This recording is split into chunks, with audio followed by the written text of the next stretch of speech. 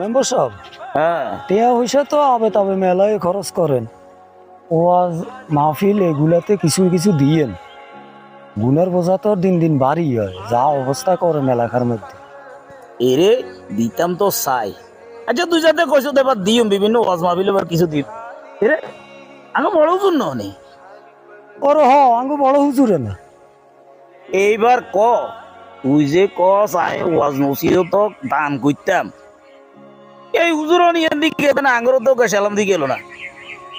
আমরা ওয়াজ যাইম এই সালাম সম্পর্কে, সালাম কারে দিতে হইব, সালামের ইয়ে কি, তাৎপর্য কি, আমরা এগিয়ে শিখতে মতো যাই। তুই ইগিন শিখেন না আঙ্গুরে সালাম দান বাদে চলে গেছে, আমি বুঝি ওয়াজ ওটিয়া দিতাম। তুই ক আরে মেম্বার সাহেব, আপনি ব্যাগ কেন হ্যাজ ধরেন? অন ওয়াজের সময় নন, কোনায় হয়তো ওয়াজ আছে, হুজুরে এলাই টাকা দেওয়া করে চলে গেছে, এলাই সালাম দেয় না, এটাতে আবার দোষ ধরেন কিনলি?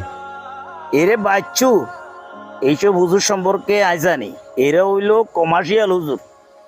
এরা ওই চুক্তি করে আরে এত টাকা দিতে হইব, অ্যাডভান্স এত টাকা হারাই দেন, তারপর আই স্টেজও যাই।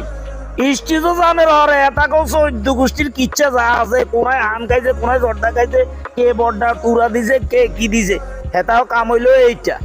আঙ্গরে শিক্ষা দেন, এটাও কাম নয়, এটা কাম হইলো টেয়া রুজি। তুই বিষয়টা বুঝছ? আর এই যে বুঝুর আইন দে আই হইছে দিও আর হইছে এত হাস্তা। আইয়ো